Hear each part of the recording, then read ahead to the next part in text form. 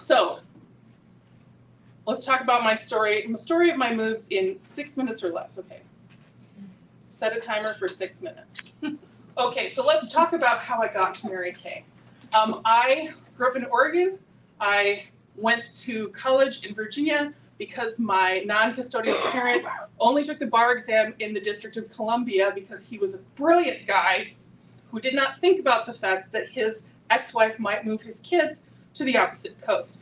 So I went back and forth bi-coastally. You know, that is, being in different regions is just part of who I am. And my family is spread out all over the place. I have 6 brothers and sisters. I've got East Coast, I've got Chicago, I've got West Coast, and then they all, like, every 3 years, they go, yes, and they all move. And then I'm going to Hawaii. So it's a lot of things. I went to college in Virginia. I almost married a guy after senior year because that's what you did. He came out to me the day after Valentine's Day. We opted not to get married for very good reasons.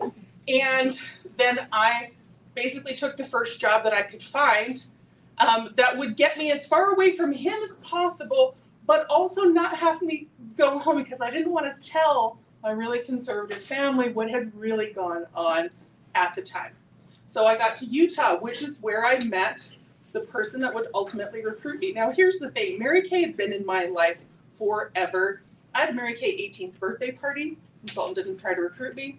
I mean, I probably scared her to death, let's be real. The resident director in my dorm sold Mary Kay, sold me some items. She never talked to me about the business. I probably scared her to death too. I was also on her discipline list a lot. So there's that. Sister's best friend sold me some Mary Kay right before her wedding, never talked to me about it. So finally, as a social worker at a faith-based nonprofit, someone who had been my client for a year, who I was her peer counselor, came back to me, clean, happy, smiling, in a dress, wearing makeup. And I'm like, gosh, your therapy sessions must be going so well. And she was like, well, that's going well too, but I joined Mary Kay. And I was like,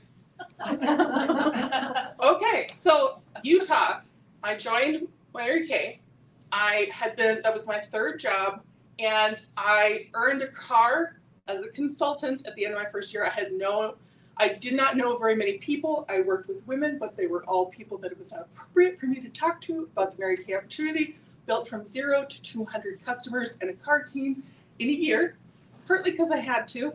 Then, in the middle of DIQ, my mom announces, hey, I've got cancer again. And she didn't ask me, but she asked me to move home. She did it with her eyes. She's like, oh, well, I'm single now, and I'm not really sure how I'm going to do this. And so I'm like, okay, I'm moving home. So I moved to my hometown. Now, you'd think that would be easy, but here's the thing, is that I had gone out in a blaze of glory 2 days after high school graduation. I was never coming back. I hated those people. Didn't realize I had seasonal depression. I'm from the rainy part of Oregon. Didn't realize I had that until I moved to Utah, where, yes, it's 11 degrees, but it's bright and sunny. And I'm like, oh, I don't hate winter or people. I have depression. It makes me anxious. It makes me crazy. Okay, great. Let's figure that out. So then I work and live in my hometown in that area. Really, the Oregon years were the drive all over the state years, because they were in a large part either I was single, I was young and married, or we were, because my husband has become blind as a result of medical malpractice, we have a lot of flexibility in terms of our schedule because he is not tied to a job in order to have an income. So that definitely changes some things for us. So the Oregon years, I drove all around. We lived in my hometown. We moved over to Bend. We knew we were going to move to Boise so Richard could finish his education at Boise State because he had a transfer degree from North Idaho College. And the easiest way for him to get education so that someday when our kids are grown, he can have a job, because when you're disabled and you have an income, they won't work train you. Did you know that? He has an IQ over 150. He can't get a job unless he's got a lot of education. So that's what's prompting our move to Hawaii. I mean, I don't hate it. Trust me, I don't hate it. I've got plans. And when people are like, oh, I'm so jealous of you, I'm jealous of me too. How did I get to be this girl? Okay, so we moved to Boise. We knew we were going to move to Boise. We've been talking about it like since 2012, 2013.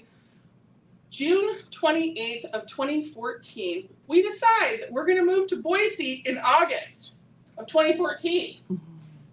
Big mistake to go that fast. Movers dumped me the week that we were going to do it. In retrospect, I should have left all my stuff in storage, moved over here, then gone back for it in October. Hindsight is 2020, which is a saying I now hate because of how 2020 went down. So that's how I got here. That is the forces that brought me to you, to here, to this moment.